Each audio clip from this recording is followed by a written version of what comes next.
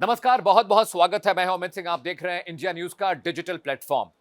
हम आज बात ईरान की करने जा रहे हैं। आखिरकार ईरान पर इतना बड़ा हमला कैसे रुक गया?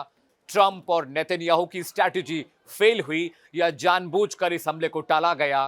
क्या खामनेई की सत्ता बरकरार रहने वाली है और इसीलिए अमेरिका पर जो कतर और सऊदी अरेबिया जैसे देश हैं वो दबाव बना रहे थे कि वहां पर हमला न हो? और क्या यह वजह भी है कि इज़राइल अभी जंग में मुफ्तला होने के लिए, शामिल होने के लिए मुकम्मल तरीके से तैयार नहीं है?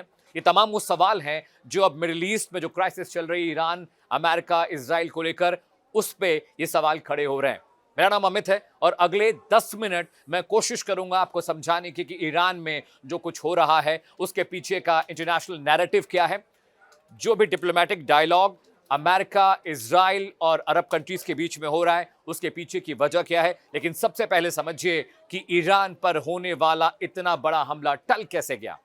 आपको बताएं कि करीब 14 और 15 जनवरी को यह बिल्कुल तय हो गया था कि अमेरिका इजराइल के साथ मिलकर ईरान पर हमला करने वाला है।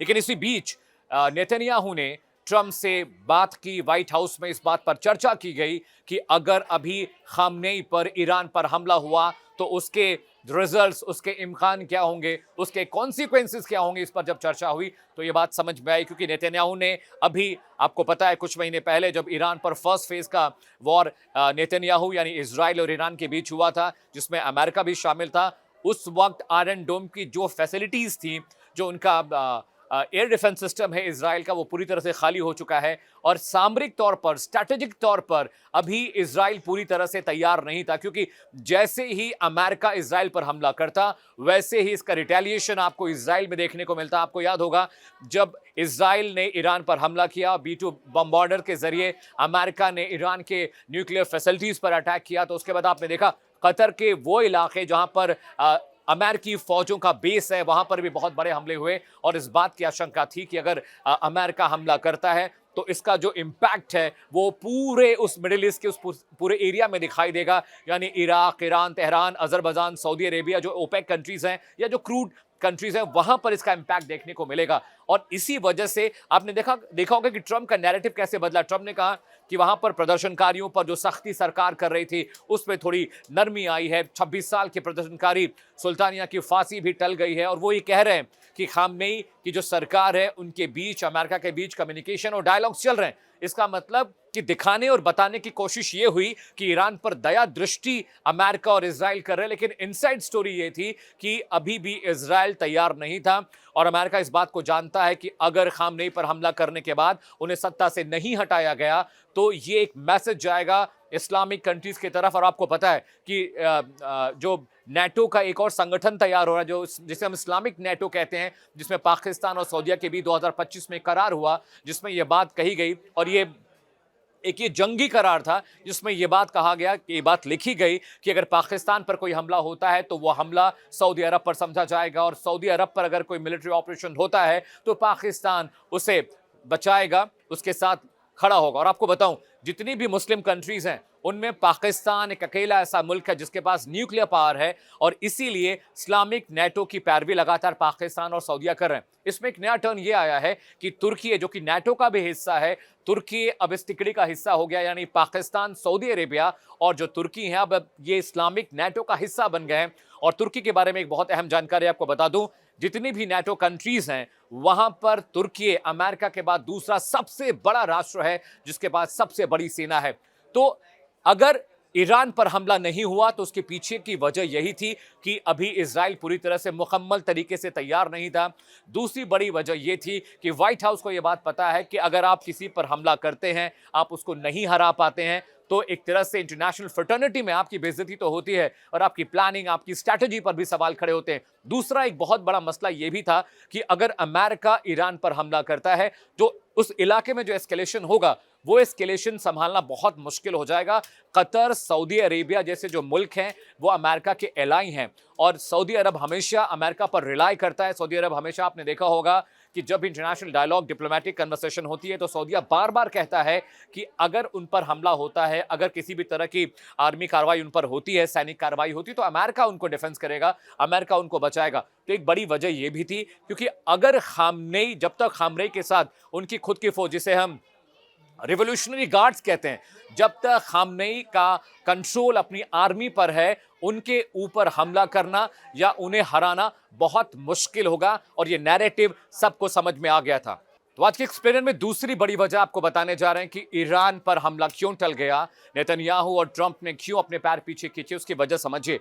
जब तक रिवोल्यूशनरी गार्ड्स का कंट्रोल खामनेई के हाथों में है, तब तक उन्हें हराना या उन्हें सत्ता से हटाना या उनका तख्ता पलट करना बहुत मुश्किल है। और अगर ईरान पर हमला होता है तो सिविल वॉर की सिचुएशन वहां पर जरूर है। और एक वजह समझिए कि वेनेजुएला और ईरान की कंडीशन बिल्कुल अलग अलग है। कैसे है? वहां पर जो प्रदर्शन हो रहा है उसमें कोई लीडर नहीं है। वेनेजुएला में सब कुछ बहुत सेंट्रल था, वहां पर एक शख्स पर बात करनी थी, वहां की रेजिम सिंगल थी। लेकिन ईरान में जो कुछ हो रहा है वो बिल्कुल बिखरा हुआ है, कुछ स्ट्रैटेजिकल चीजें वहां पर नहीं हो रही हैं। तो ईरान में अगर कोई लीडर होता जो प्रदर्शनों को लीड कर रहा होता तो आप कंट्रोल कर सकते थे। वहां पर हजारों लोग सड़कों पर उतरे हुए हैं, हजारों लोगों की मौत हो चुकी है। इसलिए अमेरिका यह बात समझता था कि अगर वहां पर हमला होता है तो आप कितने लोगों को कंट्रोल कर पाएंगे। सिविल वॉर की सिचुएशन में आप समझिए अमेरिका अपनी ट्रूप्स को जमीन पर उतारने वाला नहीं है। और इसीलिए जो उनका दुनिया का सबसे बड़ा वॉरशिप है यूएसएस अब्राहम लिंकन, वो साउथ चाइना सी में खड़ा था, उसे मूव किया जा रहा है खाड़ी के देशों में। और वहां से आपको बताएं, साउथ चाइना सी से होते हुए, पैसिफिक ओशन होते हुए, अरेबियन सी से होते हुए, मलक्का स्ट्रेट से होते हुए वो शिप करीब 7 दिन के बाद खाड़ी देश में पहुंचेगी। वहां पर पहुंचने में 7 दिन का वक्त लगता है। इसके अलावा अमेरिका का कोई भी स्ट्राइक ग्रुप अभी खाड़ी के देशों में नहीं है। तो ये मूवमेंट जो हो रही थी उसको देखने के बाद ये लगा कि अमेरिका कहीं ना कहीं मेंटली प्रिपेयर जरूर था। लेकिन बात यह भी है कि जंग आप शुरू करते हैं लेकिन जंग को खत्म करना आपके हाथ में नहीं होता। आपको याद है यूक्रेन रशिया का वॉर जब शुरू हुआ तो हर कोई ये कह रहा था कि महीने 2 महीने में ये जंग खत्म हो जाएगी। यूक्रेन रशिया के सामने एक बहुत छोटा मुल्क है, उनकी सामरिक शक्ति बहुत कम है, रशिया के पास बहुत सारे वेपन्स हैं, उनके पास बहुत बड़ी आर्मी है, टेक्नोलॉजी उनके पास है, डिफेंस सिस्टम उनका दुनिया में सबसे अव्वल है। लेकिन देखिए साल बीत गए, महीने बीत गए, अभी भी जो यूक्रेन और रशिया जंग में मुफ्तला है, शामिल हैं और अभी तक वहां से जंग खत्म होने की खबर नहीं आ पाई। तो दूसरी वजह मैंने आपको बता दी। तीसरी बड़ी वजह समझिए, इकोनॉमिक सिनेरियो बहुत इंपॉर्टेंट होता है। जब जंग शुरू होती है तो जिन 2 मुल्कों के साथ जंग हो रही है सिर्फ नुकसान उनका नहीं होता, सबसे बड़ा इंपैक्ट होता है ट्रेड और टैरिफ पर, इंपोर्ट एक्सपोर्ट पर। ईरान दुनिया का करीब 18% क्रूड सप्लाई को कंट्रोल करता है। यानी 18% क्रूड की सप्लाई अगर रुकती है तो इसका मतलब क्या होगा? इंटरनेशनल मार्केट में जब क्रूड की शॉर्टेज हो जाएगी, इकोनॉमिक्स का एक बहुत सिंपल फॉर्मूला है, जब डिमांड ज्यादा हो, सप्लाई कम हो जाती तो प्राइसेस ऊपर चले जाते हैं। क्रूड के मामले में भी यही सिनेरियो आपको देखने के लिए मिलता है। 17-18% अगर क्रूड की सप्लाई रुक जाएगी तो डिमांड ज्यादा है क्रूड की पूरी दुनिया में। ओपेक कंट्रीज क्या करते हैं, ये कार्टेल है इनका, और ये क्रूड की सप्लाई को कंट्रोल करते हैं प्राइस को मैनिपुलेट करने के लिए। तो जब इंटरनेशनल मार्केट में क्रूड की सप्लाई कम हो जाएगी, प्राइसेस ऊपर जाएंगे, इसका इंपैक्ट पूरी दुनिया पर पड़ेगा, वहां की इकोनॉमी पर पड़ेगा, इन्फ्लेशन पर पड़ेगा, वहां की सप्लाई चेन पर पड़ेगा, वहां की इंडस्ट्री पर पड़ेगा।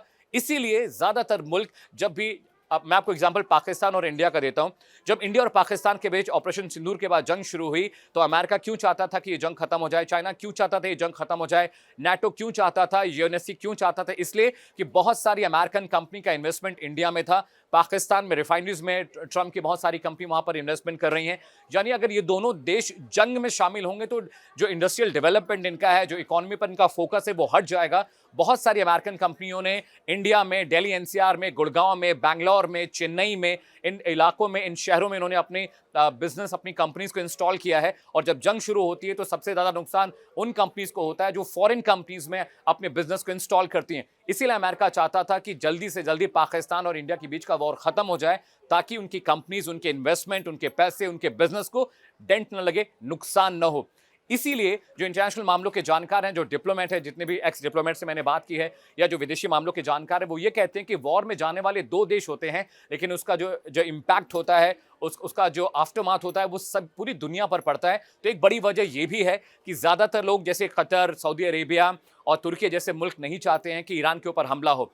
इसके अलावा एक और बड़ी वजह आप समझिए कि अभी भी ग्रीनलैंड को लेकर, वेनेजुएला को लेकर, लैटिन अमेरिका में देखिए अमेरिका की स्ट्रेटजी क्या है। अमेरिका ने ग्रीनलैंड पर कब्जे के लिए अमेरिकी सीनेट में एक प्रपोजल आया है जो जिसे भी अप्रूवल नहीं मिला है। रशिया के खिलाफ एक प्रपोजल आया जिसे वहां की सीनेट यानी कांग्रेस ने अप्रूवल दिया, यानी वो मुल्क जो रशिया के साथ ट्रेड में है उन पर सैंक्शन लगाए जाएंगे, उन पर टैरिफ लगाया जाएगा ताकि वो रशिया के साथ ज्यादा बेहतर तरीके से कारोबार बिजनेस ना कर पाए। इसके अलावा एक और ट्रीटी पास हुई ग्रीनलैंड को लेकर। वो चाहते हैं कि चाइना और रशिया से पहले ग्रीनलैंड पर उनका कब्जा हो, ताकि जो अटलांटिक ओशन का रूट आप जब देखेंगे साउथ चाइना सी से जब आप मूव करेंगे तो आप मैप में देखेंगे कि ये वाला जो पोर्शन है जहां पर इंडिया के ठीक नीचे आप आएंगे, यहां पर रशिया है, उसके बाद यहां पर साउथ चाइना सी है जहां पर अभी भी बहुत सारे वॉरशिप अमेरिका ने इंस्टॉल कर रखे हैं चाइना को मॉनिटर करने के लिए। वो पूरा रूट जो है वो पूरा समुद्री रास्ता है, पानी का रास्ता है जो ग्रीनलैंड सीधे सीधे कनेक्ट होता है। तो अमेरिका को यह डर है कि अगर ग्रीनलैंड पर रशिया या चाइना का कब्जा हो जाता है या उनका इंपैक्ट वहां बढ़ता है, उनका दखल वहां पर बढ़ जाता है, तो ये सबसे बड़ा खतरा अमेरिका के लिए होगा। गोल्डन डोम जो इंस्टॉलेशन हो रहा है जो कि एक एयर डिफेंस सिस्टम है अमेरिका का, उसके लिए जो सब हब बनने वाला है वो ग्रीनलैंड बनने वाला है, क्योंकि ग्रीनलैंड से चाइना को टारगेट करना आसान है, ग्रीनलैंड से रशिया को मॉनिटर करना आसान है। और नाटो जो कंट्रीज हैं, ग्रीनलैंड ज्यादातर नाटो कंट्रीज के लिए, मिडिल ईस्ट के लिए, जो अर्बन कंट्रीज हैं या जो साउथ चाइना सी के पास का इलाका है, चाहे इराक, ईरान, तेहरान, अजरबैजान हो या इजराइल के आसपास के जो मुस्लिम कंट्रीज हैं उनकी बात करें, या जापान की बात करें, कोरिया की बात करें, फिलीपींस की बात करें, चाइना वाला जो इलाका है वहां से जो ट्रेड रूट है वो ज्यादातर ग्रीनलैंड के थ्रू ही होकर जाता है। और इसीलिए ट्रंप को यह डर लगता है कि ग्रीनलैंड पे अगर पेनिट्रेशन रशिया का बढ़ जाता है या चाइना का बढ़ता है तो अमेरिका को खतरा होगा। और गोल्डन डोम जो एयर डिफेंस सिस्टम करीब आज से आने वाले 5 से 6 सालों में अमेरिका उसको मुकम्मल तरीके से तैयार कर लेगा। तो जो गोल्डन डोम का जो सिस्टम है उसकी जो मैसिव इंस्टॉलेशन वो ग्रीनलैंड में होनी है, इसलिए भी अमेरिका चाहता है कि ग्रीनलैंड पर उसका कब्जा हो। लेकिन डेनमार्क और अमेरिकन जो डिप्लोमेट हैं, वहां के जो नेता हैं, जो राष्ट्राध्यक्ष है, वो नहीं चाहते हैं। और इसीलिए जो नाटो कंट्रीज इसमें दो फाड़ हो गई है। नाटो का हिस्सा अमेरिका भी है, नाटो का हिस्सा ग्रीनलैंड भी है, लेकिन अमेरिका की जो रणनीति है, जो स्ट्रैटेजी है ग्रीनलैंड पर कब्जा करने की, उसे नाटो कंट्रीज पसंद नहीं कर रहे हैं। तो एक वजह यह भी है। एक फाइनल वजह मैं आपको बताता हूं कि ईरान पर हमला करने से क्यों इजराइल और अमेरिका बच रहे हैं। ये सबसे की पॉइंट है जो आपको समझना होगा। देखिए, जितनी भी ओपेक कंट्रीज हैं, जितनी भी मिडिल ईस्ट कंट्रीज हैं, उनका बहुत सारा एक्सपोजर अमेरिकन मार्केट में है। कैसे, मैं आपको बताता हूं।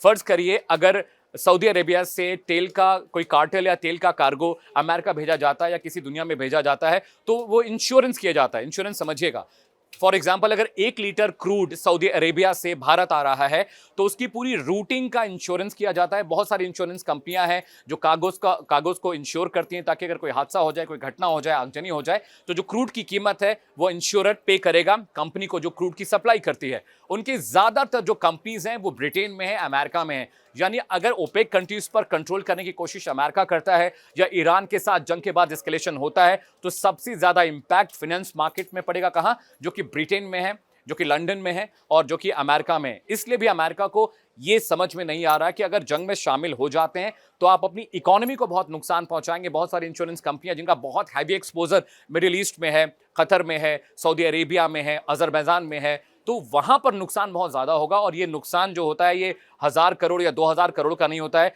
जब एक वेसल ट्रैवल करती है क्रूड लेके तो 25,000 crore dollar, 50,000 crore dollar, 1 lakh crore dollar का इंश्योरेंस होता है, जो क्वार्टरली बेसिस पर भी होता है, 6 मंथ बेसिस पे होता है, ईयरली बेसिस पर भी होता है। तो ये पूरा इंपैक्ट पैसे का खेल है। और एक बहुत इंपॉर्टेंट बात बताऊं, ब्रिक कंट्रीज से अमेरिका क्यों चढ़ता है, क्यों नापसंद करता है? क्योंकि जो ब्रिक कंट्रीज हैं जैसे ब्राजील, चाइना, इंडिया, ये अपनी लोकल करेंसी में ट्रेड करना चाहते हैं। एक प्रक्रिया है जिसको बोलते हैं डी डॉलराइजेशन, यानी डॉलर को वीक करने की कोशिश। अमेरिका अगर देख रहा है कि कोई मुल्क डॉलर को कमजोर करना चाह रहा है तो अमेरिका उस मुल्क को पसंद नहीं करता, अमेरिका उस मुल्क को कमजोर करना चाहता है। वेनेजुएला के साथ यही हुआ, क्योंकि वेनेजुएला अपनी लोकल करेंसी में ट्रेड करना चाहता था और यह बात अमेरिका को नागवार गुजरी। अब आते हैं लैटिन अमेरिका कंट्रीज पर।